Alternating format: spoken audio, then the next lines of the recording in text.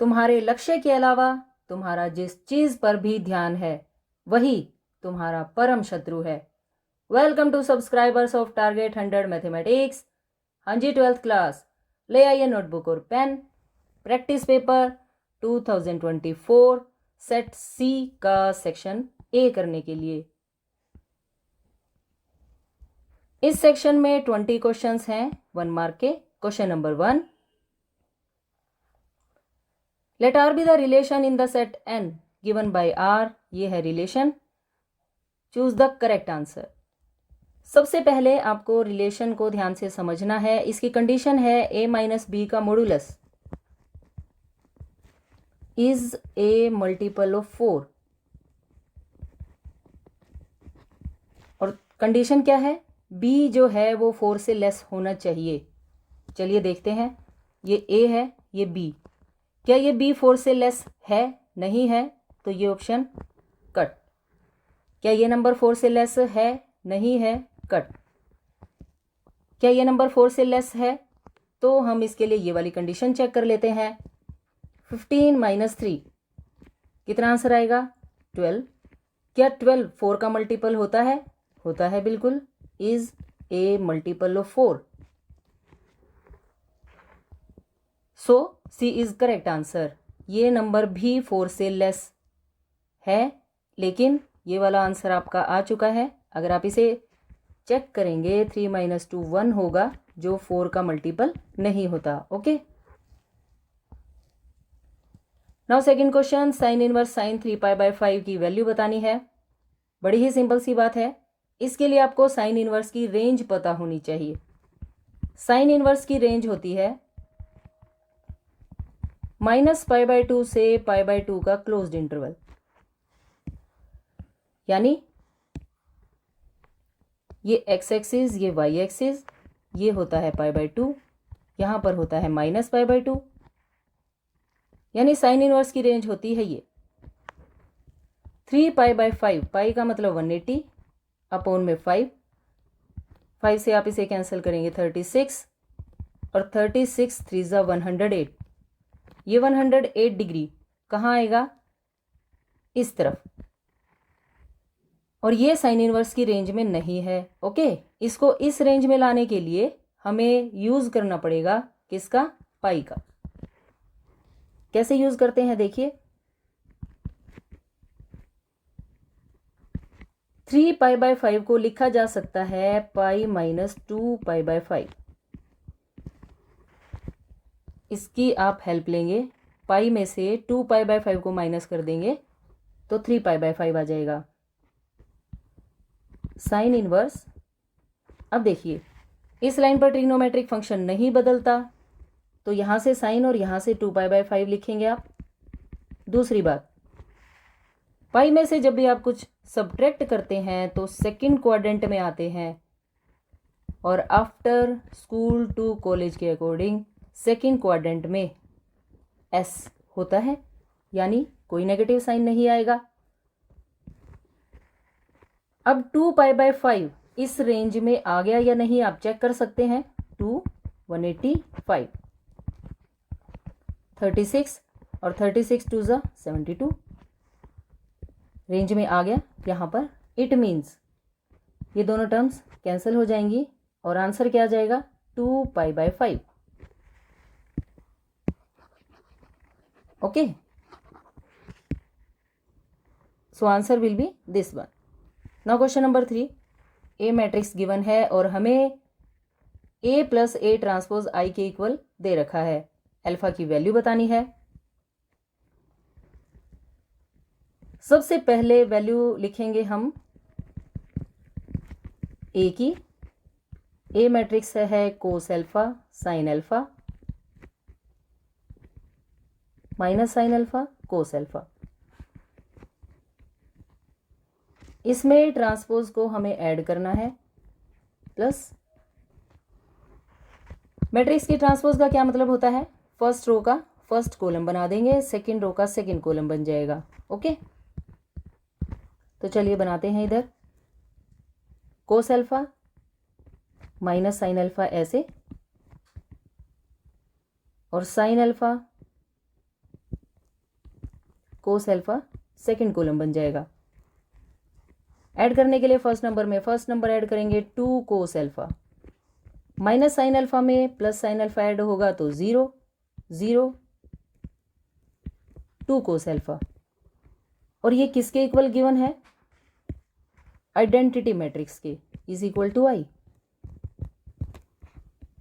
1 0 0 1। Okay.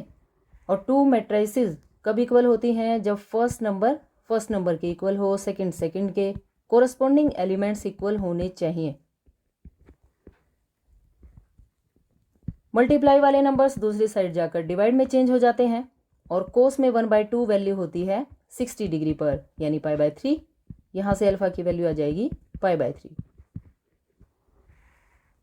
So this is correct answer. Now question number 4। A एक square matrix है जिसका order 3/3 है, यानी 3 रो 3 कॉलम्स। ए का डिटर्मिनेंट 4 है और हमें इसकी वैल्यू बतानी है। सिंपल सी बात है, अगर हमें कभी भी के ए का डिटर्मिनेंट कैलकुलेट करना हो तो के की पावर में मैट्रिक्स का ऑर्डर आता है और इनटू में डिटर्मिनेंट ए, यानी ये किसके इक्वल होगा? 3। मैट्रिक्स का ऑर्डर कितना है? 3, तो यहाँ हम 3 लिखेंगे इनटू में ए का डिटर्मिनेंट। 3 की पावर 3 27 और ए के डिटर्मिनेंट की क्या वैल्यू है? 4। और 27 4 ज़ा 108। This is correct answer. Now question number 5। If the vertices of a triangle are these, then by using determinants its area। Area का क्या रूल होता है? ट्रायंगल का अगर आपको एरिया कैलकुलेट करना हो जिसके वर्टाइसेस गिवन है x1 y1 x2 y2 x3 y3 और थर्ड कॉलम में 1 1 1 लिखा जाता है। ओके, तो ये रूल हम अप्लाई कर देते हैं यहाँ। ये है x1, ये y1, यानी 2 7, उसके बाद 1 1, देन 10 8 और थर्ड कॉलम में अब 1 1 लिखेंगे। इस डिटर्मिनेंट को सिंप्लीफाई करेंगे 1/2। पहला नंबर हमने 2 लिखा। 1 - 8, 1 - 8 का आंसर -7। सेकेंड टर्म के आगे माइनस लिखा जाता है तो हमने ये -7 लिख दिया। अब ये वाला कॉलम और ये वाली रो हटाने के बाद ये क्रॉस मल्टीप्लाई होगी 1 1 ज़ा और 10 1 ज़ा, और 1 - 10 की वैल्यू क्या आएगी? -9।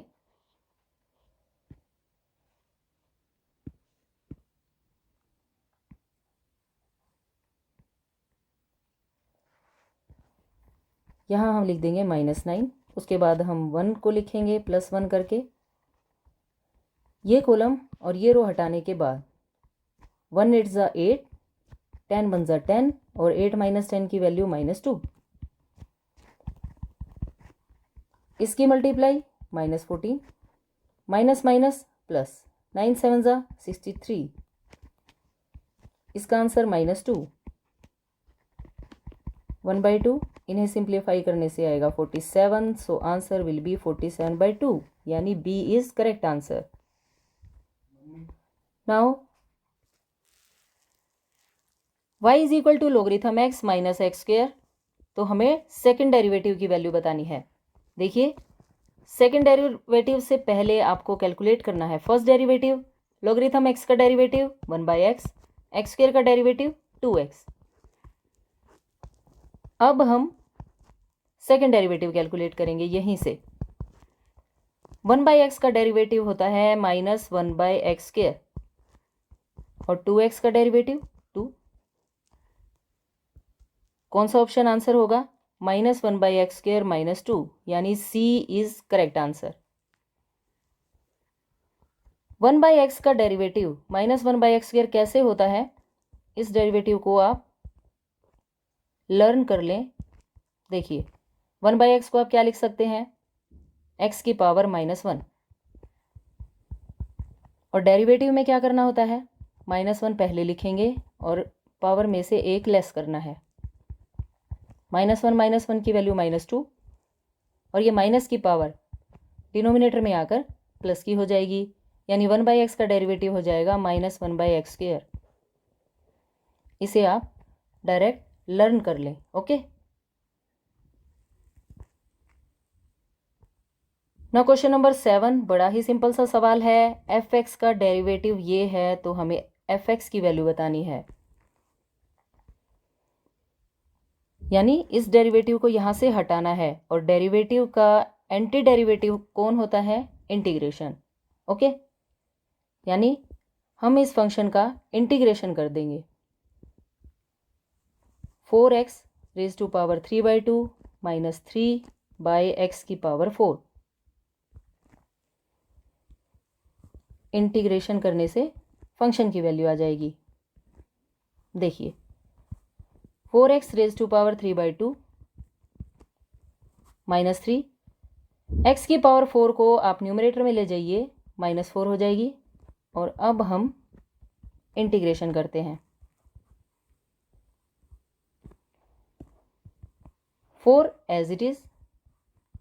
इंटीग्रेशन करने के लिए पावर में 1 ऐड करना होता है, सेम आपको डिनोमिनेटर में लिखना है। Similarly -4 + 1 divided by -4 + 1 plus c। 2 × 1 = 2 + 3 5। इस सवाल का आंसर है 5/2। इसका रेसिप्रोकल कर दीजिए 2/5। x की पावर में 2 × 1 = 2 + 3 यानी 5/2। इसका आंसर क्या होगा? -3, जो इस माइनस को क्या बना देगा? प्लस 3/3। और x की पावर -3 + c, ये दोनों 3 कैंसिल हो जाएंगे। 4 × 2 = 8/5x raise to power 5/2 plus minus की 3 डिनोमिनेटर में जाकर +3 में चेंज हो जाएगी पावर, यानी 1/x³ + c। So D option is correct answer. Okay, now next question number 8।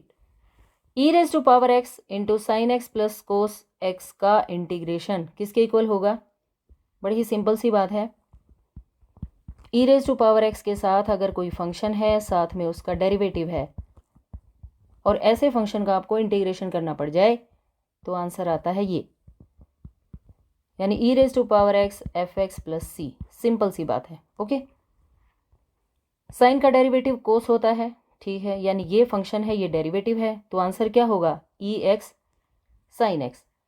e⁻x sin x + c, this is correct answer. Okay, now question number 9। Definite integral का question है, हमें इसकी वैल्यू बतानी है। Integration 1/1 + x², इसका integration होता है tan 1x। Okay, plus c। लेकिन ये कैसा इंटीग्रेशन है? डेफिनेट में प्लस c नहीं आता। 0 और 1 अपर लिमिट लोअर लिमिट ये पुट की जाएंगी। tan 1 minus tan 0। 10 में 1 वैल्यू होती है π/4 पर, और इसकी वैल्यू 0 हो जाएगी। ये दोनों टर्म्स कैंसिल, और answer will be π/4। So D is correct answer. Okay, now question number 10।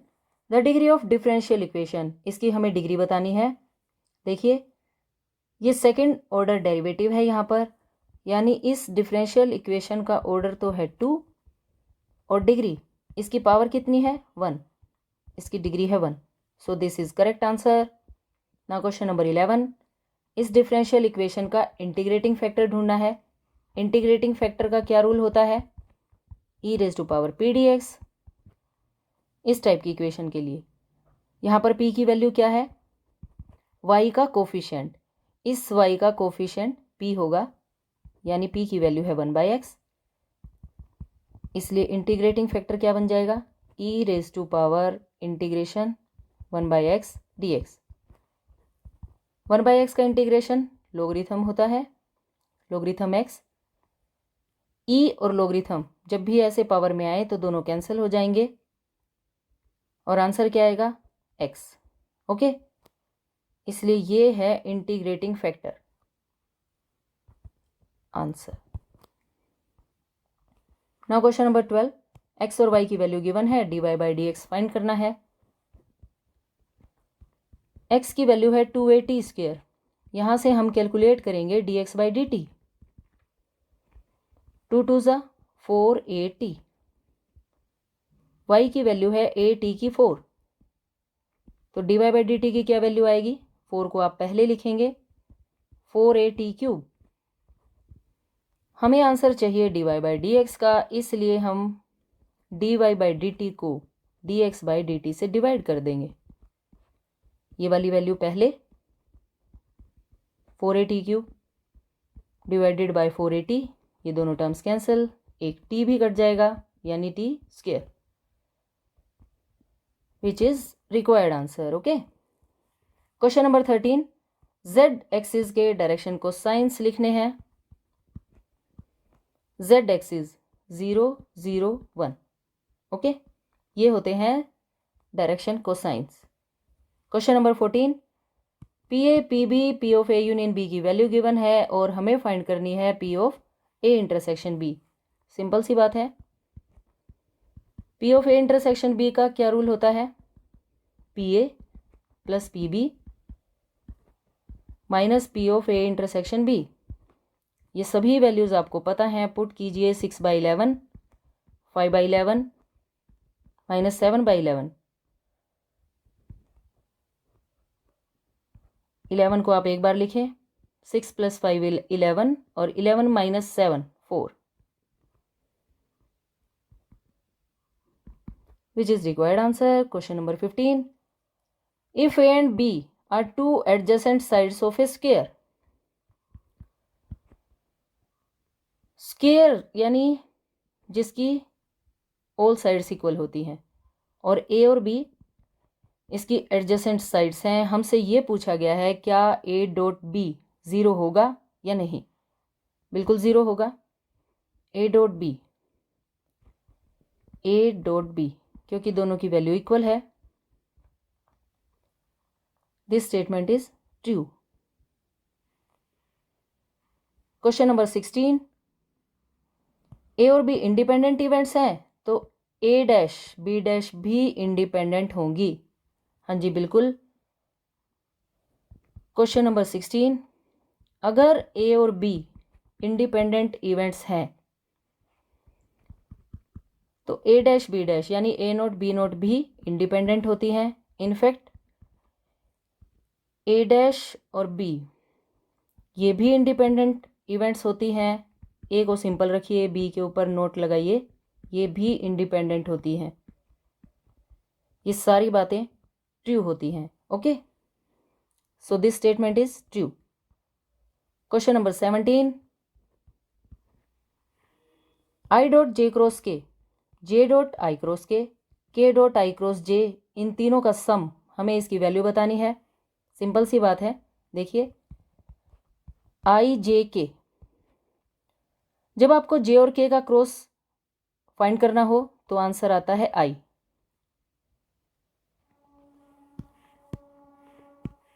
इसलिए इस J क्रॉस की जगह मैंने लिख दिया I। उसके बाद है I × K। I × K में देखिए I × K, इसकी वैल्यू आएगी -J। यहाँ पर -J लिखा जाएगा, क्यों? क्योंकि K × I अगर होता, K से आप I की तरफ जाते तब आंसर क्या आ जाता, J। Okay, plus I × J का क्या मतलब है, I × J, इन दोनों की जब आप क्रॉस प्रोडक्ट करेंगे तो सिंपल K आ जाएगा। अब बताइए I.I कितना होता है, 1, J.J भी 1 होता है, लेकिन माइनस होने की वजह से -1, और K.K भी 1 होगा। ये दोनों कैंसिल और आंसर क्या आ जाएगा, 1। Okay, now question number 18, two events E and F associated with a random experiment are dash if the probability of occurrence or non-occurrence of E is not affected by the occurrence or non-occurrence of F.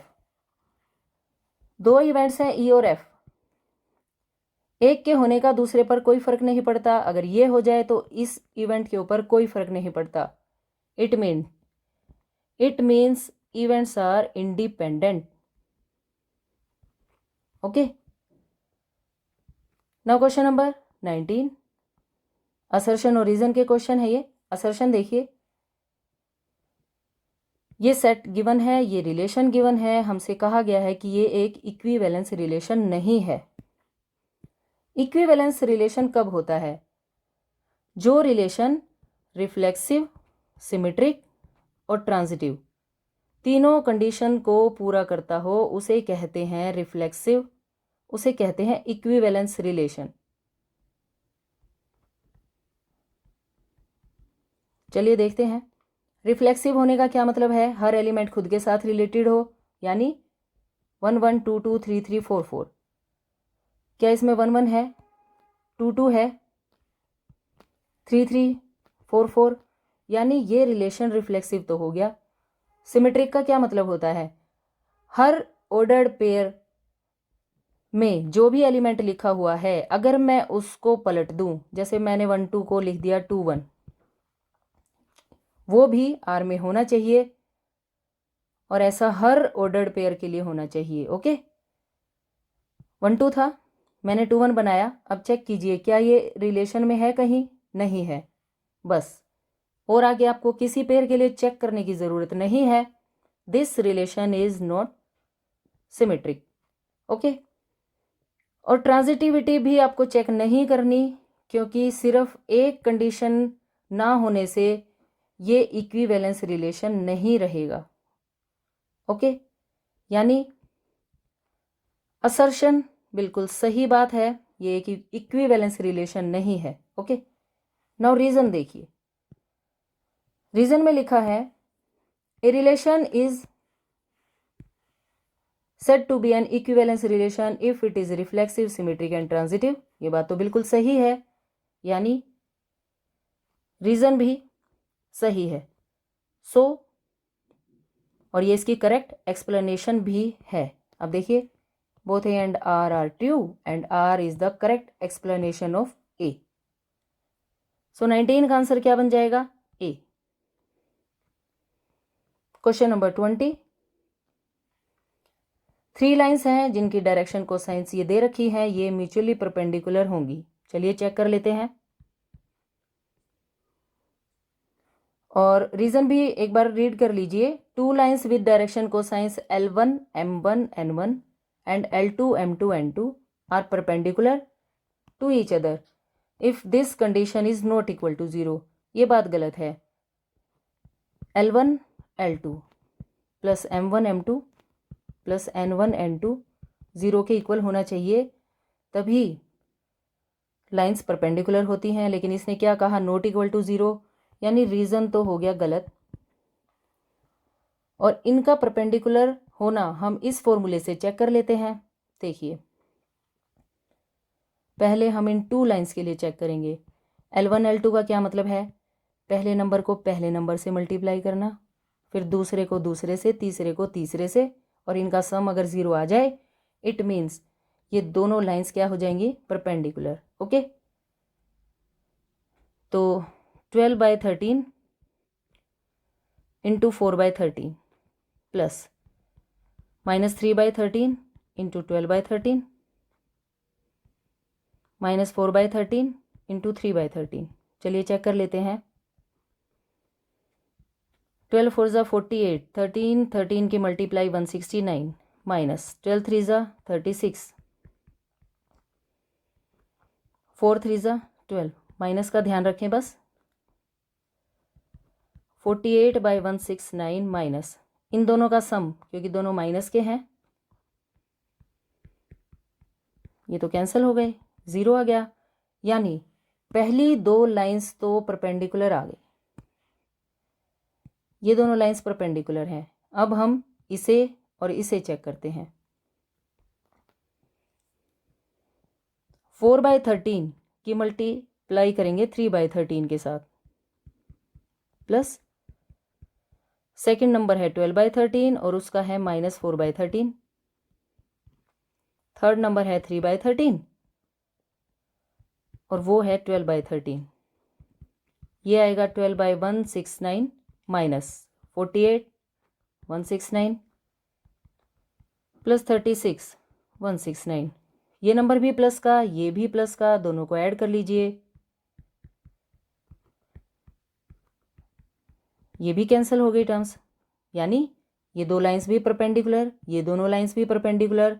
अब हम देख लेते हैं first और last को। First और last को check करने के लिए 12/13 इंटू 3/13 -3/13 -4/13 प्लस -4/13 12/13 36 12 48 और मुझे तो ये भी कैंसिल होते दिखाई दे रहे हैं, इसकी वैल्यू भी 0 आ गई। इट मीन्स ये तीनों लाइंस कैसी हैं, म्यूचुअली परपेंडिकुलर, यानी assertion okay but reason is not okay. अगर यहाँ =0 आ जाता, =0 लिख देते, तब रीजन भी ओके हो जाता। ओके, तो अब देखिए कौन सा ऑप्शन सही होगा। Assertion is true and reason R is false, इसलिए 20th क्वेश्चन का आंसर क्या हो जाएगा, सी। और इसी के साथ आपने ये पहला सेक्शन कंप्लीट कर लिया है। मुझे उम्मीद है कि सभी क्वेश्चंस आपको अच्छी तरह से समझ आ गए होंगे। वीडियो को लाइक करें, शेयर करें और चैनल को सब्सक्राइब करें। Thanks for watching, bye bye, take care.